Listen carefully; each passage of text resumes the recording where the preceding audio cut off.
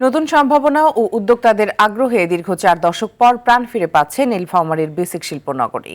Light engineering ও কৃষি কেন্দ্রিক শিল্পের উপর জোর দিতে এই শিল্পনগরকে 5 গুণ সম্প্রসারণের উদ্যোগ নিয়েছে সরকার, যা বাস্তবায়িত হলে নতুন কর্মসংস্থানের সুযোগ তৈরি হবে জেলায় প্রায় 40,000 মানুষের। সরকারের এমন উদ্যোগে খুশি ক্ষুদ্র ও মাঝারি শিল্প উদ্যোক্তারা। নীলফামারী সংবাদদাতার পাঠানো তথ্যচিত্রে আরও জানাচ্ছেন আব্দুল হামিদ। সেন্সিটিভিটি আমার নাই, আছে হোয়াইট প্লাস প্রো সেন্সিটিভ। দাঁতের সেন্সিটিভিটি ভুলে খান মন খুলে। 40 বছরের পুরনো নীলফামারীর সৈয়দপুরে অবস্থিত বেসিক শিল্পনগরী জায়গা সহ নানা সংকটে ভুগছিল দীর্ঘদিন ধরে।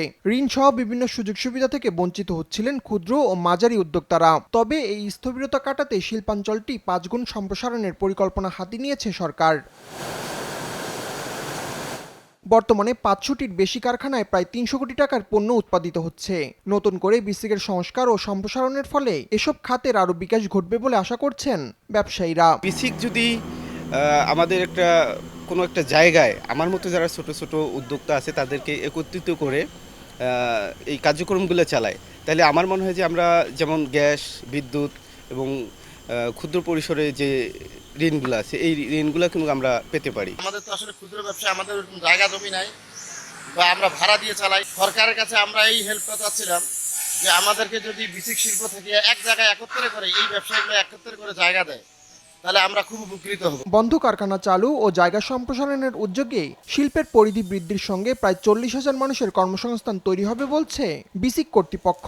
আর জেলা প্রশাসক বলছেন নতুন 44 একর জায়গা ও আধুনিক অবকাঠামো সৈয়দপুরের শিল্পের বিকাশকে আরও ত্বরান্বিত করবে। বিদ্যমান আমাদের শিল্পনগরীতে 50টা কারখানা রয়েছে, এটার প্রায় 5 গুণ আমরা আরেকটা জায়গা পেয়ে যাচ্ছি। সেখানে আমাদের 250 উদ্যোক্তার আমরা স্থান দিতে পারবো এবং সেক্ষেত্রে প্রায় আমাদের ধারণা যে 35 থেকে 40,000 মানুষের আরও নতুন কর্মসংস্থান তৈরি হবে। ওখানে যারা ওই ডিমান্ড আছে, আমরা যদি ওটা করতে পারি আমাদের শিল্পায়নের অগ্রগতি ঘটবে, আমাদের প্রচুর লোকের কর্মসংস্থান হবে। নতুন পরিকল্পনায় 50টির জায়গায় সম্প্রসারিত হয়ে 300টি প্লট হবে, যা লাইট ইঞ্জিনিয়ারিং, রেল যন্ত্রাংশ তৈরি ও কৃষিভিত্তিক শিল্পকে আরও গতিশীল করবে বলে আশা সংশ্লিষ্টদের।